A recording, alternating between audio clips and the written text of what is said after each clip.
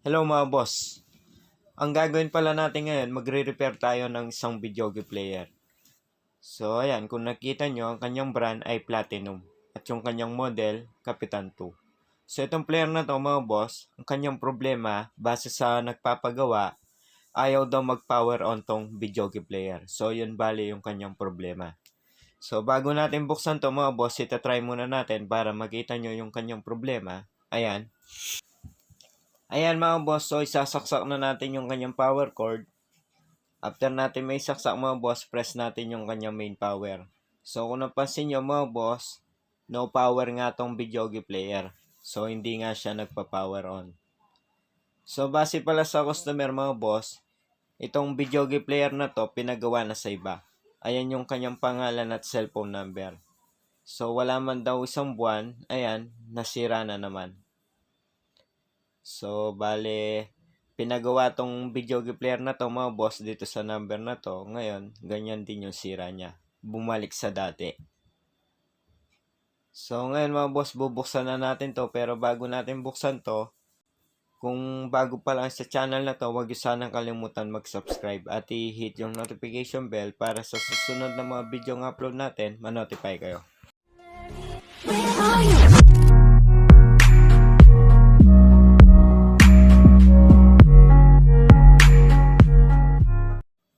Ayan mga boss, so bubuksan na natin to para malaman na natin kung ano nga bang problema niya. Pero panigurado, nasa power supply tong problema nitong videoke player na to. So, buksan na natin.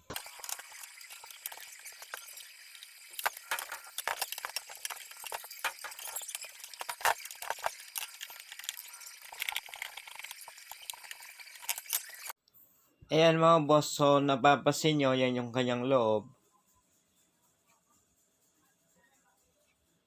Ayan siya mga boss, so balik ta rin natin. So, panigurado yung problema nito mga boss, nasa power supply. So, i-check natin yung kanyang power supply board. Ngayon, magpo-focus tayo dito sa kanyang power supply. Ayan yung kanyang power supply mga boss, yung kulay itim na board. Meron akong napansin dito mga boss, yung kanyang mga rectifier diode. Kung napapansin nyo, ayan nakatanggal yung kanyang dalawang rectifier diode. So yung dalawang rectifier diode mga boss, napansin nyo, ayan, yung isang pa ng rectifier diode nakatanggal.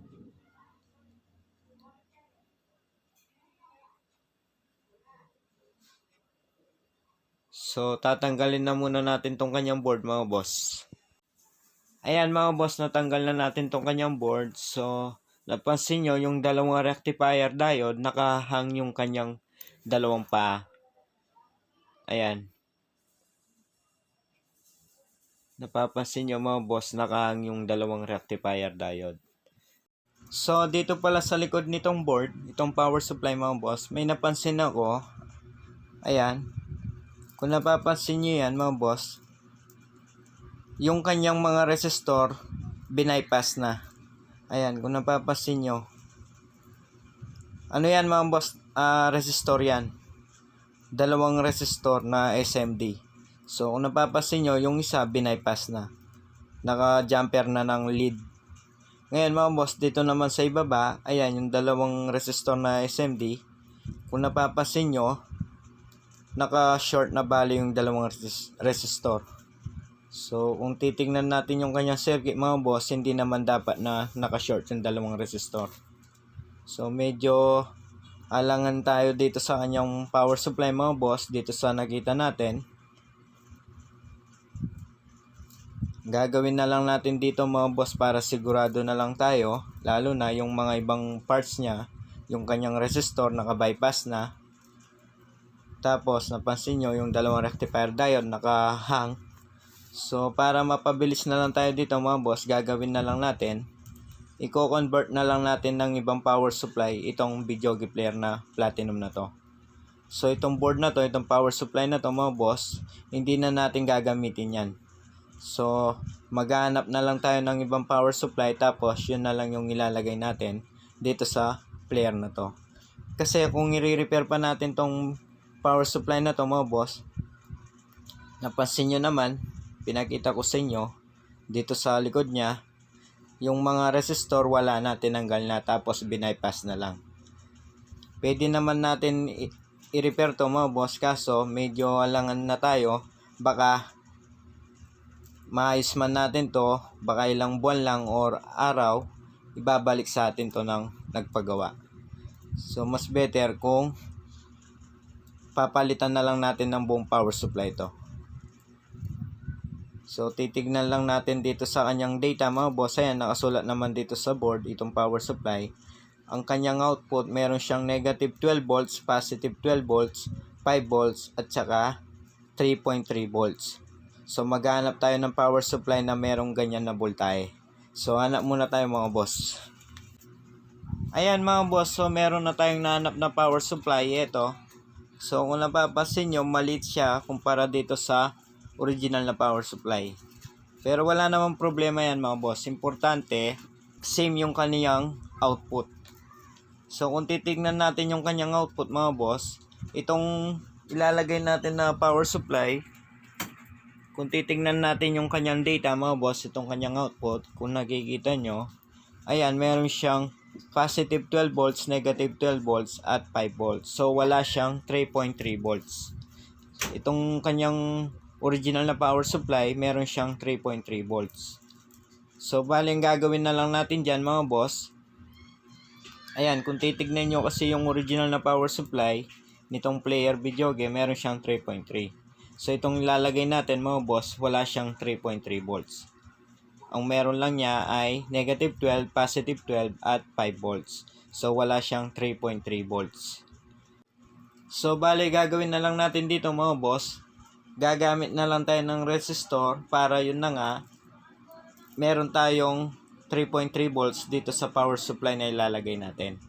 Kasi napansin nyo, wala siyang 3.3 volts yung kanyang original na power supply, meron siyang 3.3 volts. So yung kanyang module, kailangan natin pasukan ng 3.3 volts para yun na nga, umandar maayos tong video game player. Kasi kung walang 3.3 volts na ilalagay natin dito sa player na to, posibleng magpa-power on tong video game player, kaso mga boss, hindi siya magre-read kung wala siyang 3.3 volts. Ngayon mga boss, itong socket na to, kung nakikita nyo, napansin nyo, nakakonect yan dito sa original na power supply. So kung titignan nyo, hindi naman natin pwedeng isaksak tong socket na to dito sa ilalagay natin na power supply. Kasi mga boss, kung titingnan natin mabuti, itong original na power supply at itong ilalagay natin, hindi naman pareho yung kanyang data. So itong original na power supply, yung unang voltahe niya ay negative 12 volts. Ito naman ilalagay natin ng pag-convert mga boss, ang unang supply niya ay positive 12 volts. So hindi natin pwedeng ilagay na ganun mga boss kasi nga posibleng masisira tong video game player. So gagawin natin bali dito mga boss, itong socket na to, susundan lang natin tong original na power supply niya. Halimbawa, itong number 1 na wire, so dito sa power supply na original niya, nakalagay ay negative 12 volts. So hanapin natin dito yung negative 12 volts, dito natin itatap yung wire. So ganun yung gagawin natin mga boss. So gawin na natin mga boss. So unang gagawin natin, itong socket na to, puputulin natin yan, ayan. I-kakat lang natin yan. So ganito yung paraan dyan para sa mga baguhan na hindi pa nag-convert. Ganito yung paraan dyan mga boss. Ayan, after natin naputol yung socket, babalatan natin yan. Ayan, isa-isa natin balatan yung mga wire. So balatan lang natin. Ngayon, sunod na gagawin natin, yung tinanggal natin na, ayan, yung socket. So, ibabalik natin dito sa original na board mga boss. So, dyan bali tayo kukuha ng guide. Para malaman natin dun sa binalatan natin na mga wire, itong kaduktong nitong socket wire na to, kung alin ba dun yung dapat natin na pagsama-samahin. At higit sa lahat mga boss, yung binalatan natin na wire para malaman natin kung alin ba dun yung positive 12 volts, negative 12 volts, 5 volts, 3.3 volts, at ground. So yun bali yung purpose natin, itong power supply na hawak natin, dyan bali tayo kukuha ng guide. Ayan mga boss, so unang gagawin natin dito, ayan kung napapansin nyo, nakikita nyo, itong hawak natin na power supply. Kung titignan natin mabuti dito sa kanyang data, meron siyang tatlong ground. So kung napapansin nyo mga boss, ayan. So yung ground, ayan yung unang wire. Nakikita nyo naman mga boss, ayan, yung unang wire. Nakikita nyo dito sa board, naka-indicate ground. So yan yung isang ground, tapos yung pangalawa, ayan. So, yan yung pangalawa mga boss. Kung bibilangin natin, yung pangalawang ground, bibilangin natin, pang-limang wire. Ayan, kung bibilangin natin mga boss, pang-limang wire. So, yung pang-limang wire mga boss, bale, ground din yan. Ayan. Susundan lang natin bale itong original na board niya mga boss. Ayan. Ngayon, yung pangatlong ground, ito yung pangatlong ground. So, kukunin din natin yung wire. Ayan. So, bale ito yung pangatlong wire mga boss na ground. Ngayon mga boss, sunod na gagawin natin, after natin nakuha yung tatlong wire na ground dito sa power supply, ayan, tatanggalin natin tong socket dito sa power supply. Ayan mga boss, napansin nyo, tinanggal natin tong socket. Ngayon, ito yung susundan natin. Susundan lang natin tong hawak natin na socket mga boss para yun na nga dun sa player, dun sa wire na binalatan natin, mahanap natin yung kadugtong nitong socket wire na to. Ayan mga boss. Hanapin lang natin yung kadugtong nitong tatlong wire. Ganun lang kasimple. Ayan. So napansin nyo, unang wire dito sa socket. Ganun din dun sa kabilang wire. Pagkatapos, pang-limang wire. Ayan, kung bibilangin natin mga boss, 1, 2, 3, 4, 5. Ayan yung pang-limang wire na ground. Pagkatapos, yung pangatlong wire, ayan, bibilangin din natin. Susundan lang natin to socket na wire. So, nakita nyo, pangatlong wire dito sa dulo. Ayan, kung susundan lang natin to mga boss. So, bale, ito yung pangatlong wire. Ayan. So, nahanap na natin yung tatlong wire na ground dito sa wire na hawak natin mga boss. Gagawin lang natin yung tatlong wire na yan, pagsama-samahin lang natin kasi yan yung ground. After natin mapagsama-sama mga boss, i-connect natin itong hawak natin na tatlong wire dito sa ground nitong power supply kasi yan yung ground. So, bale, yun lang yung gagawin natin mga boss. Isa-isain natin alamin kung alin ba dyan yung kaniyang 12 volts, positive, negative 12 volts, 5 volts, 3.3. So, dito sa video mga boss, sinuna ko yung ground kasi medyo marami yung ground, tatlo sila, kaya inuna ko sila. Pero depende na lang sa inyo yan mga boss kung anong gusto nyong unahin na i-trace. Ako, inuna ko tong ground. Ayan, after natin mabalatan mga boss, pinagsama-sama lang natin sila. So, ganun lang. After natin nahanap yung ground, sunod na hanapin natin, yun namang 5 volts yung sunod na hanapin natin dito sa mga wire na to mga boss. So kung napansin nyo, inuuna ko yung may kapareho. So kung titignan natin dito sa board mga boss, ayan, nakasulat naman dito sa board yung kanyang data. So ayan, kung napansin nyo mga boss, inuna ko yung ground kasi nga yan yung maraming kapareho. Kung titignan nyo, ayan, yung ground tatlo. So, yan bale yung inuna ko kasi nga sila yung may maraming kapareho. Ngayon, after natin nahanap yung ground, sunod na gagawin naman natin yung 5 volts. So, yun naman bale yung hanapin natin dun sa mga wire dun sa kanyang player. So, gawin na natin mga boss. Ayan mga boss, so sabi ko nga, sunod na hanapin natin yung kanyang 5 volts. So, kung titignan natin dito sa original na power supply niya, ayan, dalawa yung kanyang 5 volts. Ayan mga boss, kung nakikita nyo, dalawa yung kanyang 5 volts. So, yan naman bali yung sunod natin na hahanapin dun sa kanyang mga wire, dun sa kanyang player. Ayan mga boss, kung titignan natin, yung 5 volts nasa pangalawang wire.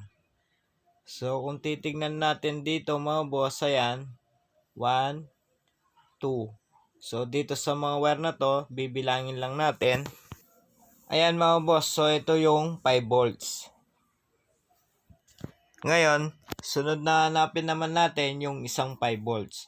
So, kung bibilangin natin mga boss, dito sa original na power supply niya, yung isang 5 volts nasa pang 1, 2, 3, 4, 1, 2, 3, pang-apat na wire. So, bibilangin natin mga boss, ayan. So, pang-apat na wire, 1, 2, 3, and 4. So, ito yung isang 5 volts. Ayan.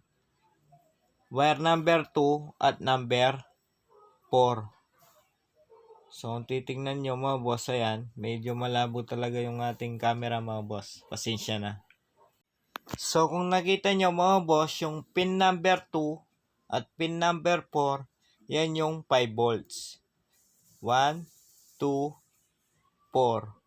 So, yan bale yung 5 volts mga boss. Gawin lang natin, pagsamahin lang natin yung dalawang wire na yan, yan bale yung 5 volts.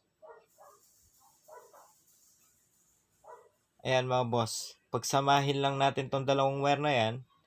So, meron na tayong ground at 5 volts. So, meron na tayong dalawa mga boss. Yung lahat ng ground na pagsama-sama na natin at yung 5 volts. Ngayon mga boss, after natin nahanap yung ground at yung 5 volts, so itatap na muna natin dito sa power supply na ilalagay natin dito sa player. Para hindi kayo malito, lalo na sa inyong mga beginner at baguhan. So, gawin na muna natin mga boss. Itatap muna natin yung 5 volts at yung ground na nahanap natin na wire. So, gawin na natin. Ayan mga boss, napansin nyo, tinanggal ko muna yung wire dito sa player para maitap na muna natin yung ground at yung 5 volts dito sa power supply. Para hindi kayo malito mga boss, itatap muna natin tong ground at yung 5 volts na wire.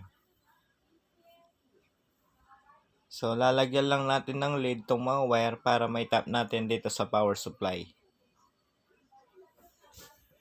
Sunod na gagawin natin mga boss, after natin malagyan ng lead tong mga wire, itatap natin tong mga wire na to, yung ground, dito sa ground nitong power supply. So, titignan lang natin tong power supply kung nasaan ba yung kanyang ground dito sa output niya mga boss. Makikita nyo naman pala yan sa inyong mga power supply. Naka-indicate naman yan mga boss. Nakasulat naman yan. So, kung titignan nyo, kung nakikita nyo, itong power supply nito, na to, yung kanyang ground, yung unang terminal. Ayan, nakasulat naman mga boss. So, dyan natin bale itatap yung ground na wire natin. Yung tatlong wire mga boss.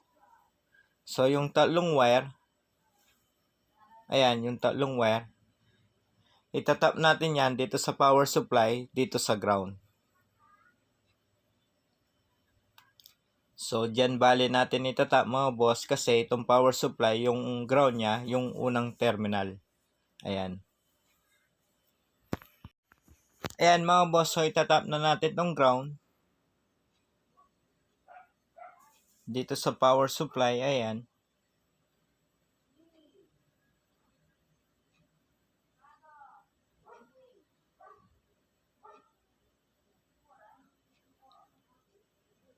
Ayan mga boss, so naitap na natin yung wire na ground dito sa power supply. So ground to ground lang yan mga boss. Ngayon, sunod na gagawin natin, yun naman 5 volts yung itatap natin dito sa power supply. Titignan lang natin dito sa power supply mga boss kung nasan ba yung kanyang 5 volts. Ayan mga boss, kung nakikita nyo, dalawa din yung kanyang 5 volts. So dyan bale natin itatap yung wire natin na 5 volts. So nakikita nyo, dalawa yung 5 volts nitong power supply. Ayan. So, pagsamahin lang natin yung dalawang terminal na yan. Tapos, dyan natin itatap yung wire na 5 volts natin. So, gawin na natin.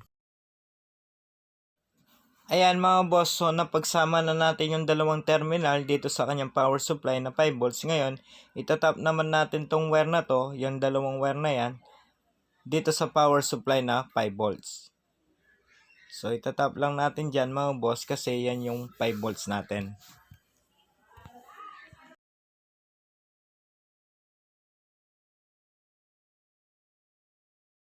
Ayan mga boss, kung nakikita nyo, itinap na natin yung ground na wire at yung 5 volts na wire dito sa power supply. So, ganyan lang siya kadali mga boss. Ngayon, sunod na gagawin naman natin, ganon din yung gagawin natin mga boss. Hanapin natin dito sa mga wire yung kanyang positive 12 volts at negative 12 volts. Pagkatapos natin mahanap mga boss, itatap na rin natin dito sa power supply yung mga wire na nahanap natin na negative 12 volts at yung positive na 12 volts. Sa mga wire na, ayan, kung nakikita nyo yung apat na hanapin natin dyan yung positive 12 volts at negative 12 volts para may tap din natin dito sa power supply. So, gawin na natin. Ayan mga boss, so bale sunod naman natin na hanapin dito yung kanyang negative 12 volts. So, kung napapansin nyo dito sa hawak natin na power supply, yung negative 12 volts itong unang wire. So, dito sa wire na to mga boss, hanapin lang natin yung unang wire. So, bale, wait lang mga boss, hanapin lang natin. Ayan, kung titignan natin, ito yung unang wire. So, bale, ito yung negative 12 volts. So, dito pala sa positive 12 volts, negative 12 volts, at yung 3.3 volts, hindi ko na ipapakita pa yung paggawa dito mga boss kasi nga, napansin ko, medyo mahaba na yung oras natin dito sa video. Pero madali lang naman mga boss, ganun lang din naman yung gagawin nyo. Katulad dito sa ginawa natin dito sa ground at dito sa 5 volts. Wala naman pinagkaiba mga boss. Hindi ko na lang ipapakita pa kasi medyo mahaba na yung minuto natin dito sa video. So yung palang 3.3 volts mga boss, sasabihin ko na lang sa inyo kung paano ako nakakuha ng 3.3 volts dito sa power supply na to. So gawin ko muna to mga boss, papakita ko na lang sa inyo pag natapos na. Ayan mga boss, so nakumpleto na natin yung wire, na-tap na natin lahat yung mga wire dito sa power supply. Ayan. Ngayon, sunod na gagawin natin, lalagyan na natin ng supply to para matry na natin kung under na ba tong video player na to. So, gawin na natin. Ayan mga boss, so itatap ko muna tong power supply na to dito sa player para malaman natin kung under ba tong video player na to. So, hindi na muna natin ipipix dito sa loob ng mismong player mga boss. Dito muna sa labas para yun na nga. For testing lang naman, tingnan natin kung under ba tong video player. So, subukan natin mga boss, tingnan natin. Ayan mga boss, tapos na natin may ilagay yung kanyang power cord at mga dapat na ilagay. Ngayon, itry natin, isasaksak natin. Ayan mga boss, after natin may saksak, press natin yung kanyang main switch power. Tingnan natin kung under na ba tong player. Yun mga boss, kung napansin nyo, nag-on na tong player. At napansin nyo rin mga boss, umikot na yung CD. So, hintayin lang natin mga boss kung mariread ba niya yung kanyang CD. So, hintayin lang natin.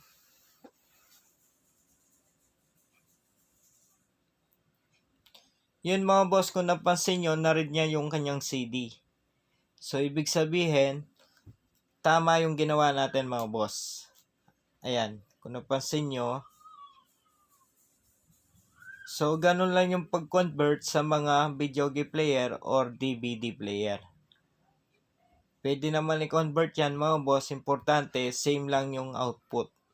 Na positive 12 volts, negative 12 volts, 5 volts, at 3.3 volts. Ngayon mga boss, dahil nakita na natin na nag-on na tong player, i-off na muna natin. Tapos, ipipix na natin tong power supply dito sa player. So, gawin na muna natin mga boss. Ayan mga boss, so na-fix na natin yung kanyang power supply. Ngayon, i-try pa natin ng isang beses mga boss. Ayan, isasaksak na natin. Ngayon, after natin may saksak, press natin yung kanyang main power. So, kung napansin nyo mga boss, ayan, okay pa rin siya. So, ganun lang yung pag-convert sa mga DVD player or video game player. Importante mga boss, same yung kanilang output.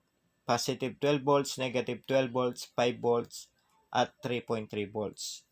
So, ito yung kanyang power supply na original mga boss. So, ito kaya kinonvert na lang natin kasi yun na nga, hindi na tayo sigurado dito sa kanyang power supply. Kung i-repair pa natin yung kanyang power supply mga boss, medyo alangan na tayo. Nakita nyo naman mga boss yung kanyang power supply, nakatanggal yung ibang mga parts, lalo na yung kanyang mga resistor. Napansin nyo, naka-bypass. So, kaya kinonvert na lang natin to para yun na nga, sigurado pa tayo na hindi na babalik tong player na to sa atin. Kasi kung re-repair pa natin yung power supply niya mga boss, hindi tayo sigurado doon. So, mas better na kinonvert na lang natin. So, sa inyong mga baguhan, tandaan nyo lang, ganun lang yung pag-convert sa mga video game player or DVD player. So, yung palang 3.3 volts mga boss, bali ang ginawa natin dyan, ipapakita ko sa inyo yung picture na ginamit natin na resistor. So, ito pala yung ginamit natin na resistor mga boss, para yun na nga, malagyan natin ng 3.3 volts itong player. Kasi itong player na to, meron siyang 3.3 volts. Napansin nyo, yung power supply na nilagay natin, wala siyang 3.3 volts. So, ginawa na lang natin mga boss, kumuha tayo ng resistor. Ito nga, ito na lang yung ginamit natin para yung 3.3 volts na kailangan nitong player, malagyan natin ng 3.3 volts. So, ang connection nito mga boss, papakita ko sa inyo yung drawing. Madali lang naman, itinap natin sa 5 volts, tapos yung kanyang output, ikinonak natin dito sa player. So, ipapakita ko yung drawing mga boss para makita nyo, alam nyo.